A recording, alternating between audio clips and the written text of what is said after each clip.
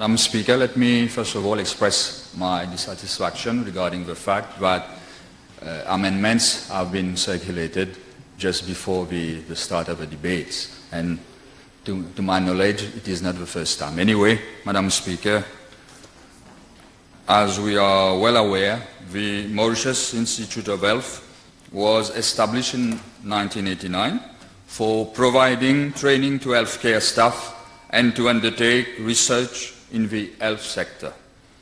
At that time, the Mauritius Institute of Health was the main institution providing training for healthcare workers. From 1989 until now, there has been major changes in the landscape of medical education and training in Mauritius, and in particular, new players have emerged offering university, undergraduate and postgraduate medical education and training for healthcare workers. So much so, Madam Speaker, that there is now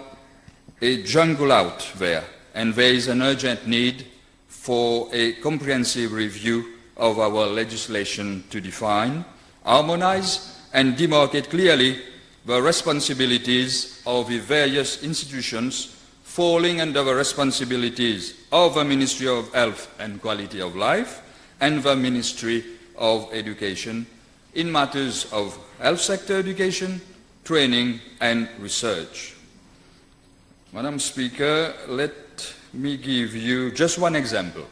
of a major shortcoming in our medical education and training. We have now been providing undergraduate and postgraduate medical education for some years now, and we still do not have a university hospital. This is a disgrace when we are all the time boasting that we are soon to attain upper income country status.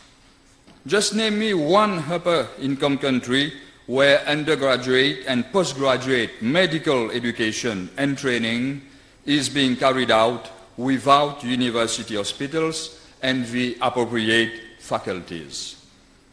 Under these circumstances, I therefore find these amendments to the Mauritius Institute of Health very superficial and cannot aspire to improve on the efficiency of an institute which has so far served as a glorified paramedical training center. Madam Speaker, the time has come for us to come forward with visionary legislation for the setting up of a university for medical and health sciences attached to a university hospital, or for thoughts to be given for the Mauritius Institute of Health and a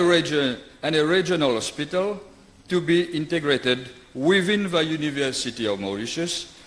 in order to really harmonize, strengthen and modernize healthcare education, training and research, and for the introduction of revalidation in Mauritius. I would therefore request the Honourable Minister of Health and Quality of Life to submit to the House as to the number of full-time professors and assistant professors, if any, currently employed at the Mauritius Institute of Health, and as to the faculties presently existing at the Institute, as the objective of this bill is apparently to revamp the role of the Institute. Madam Speaker, let me nonetheless raise some issues and make some comments about the proposed amendments. Firstly, referring to amendment being proposed to Section 14A of the Principal Act. So how can the Mauritius Institute of Health be the focal point for training in the healthcare sector when there are already universities delivering undergraduate and postgraduate medical education? I would have thought that the focal point for training in the healthcare sector should be a university with all the appropriate faculties and professors. I would wish the Minister to inform the House as to the role of Mauritius Institute of Health would play as focal point in relation to those universities already delivering undergraduate and postgraduate medical education and training. Secondly, Madam Speaker, referring to amendment being proposed to Section 41E of the Principal Act, here again I would wish the Minister to inform the House as to how the Institute would coordinate continuous professional development activities being organized by the University, for instance. And thirdly, Madam Speaker, referring to amendments being proposed to Section 41I of the Principal Act, again here I would like to inform the House that, to my knowledge, a virtual library has already been set up and is being administered by the Institute for nearly 3 years now. This section, I'm afraid, a bit misleads the House into thinking that provisions are now being made for the setting up and administration of a virtual library at the Institute.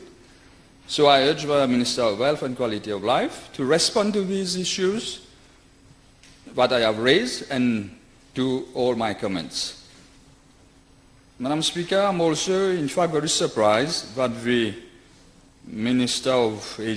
Education, and we'll listen to her later on probably, is agreeable to the amendments which, if passed, empower the Mauritius Institute of Health to be the focal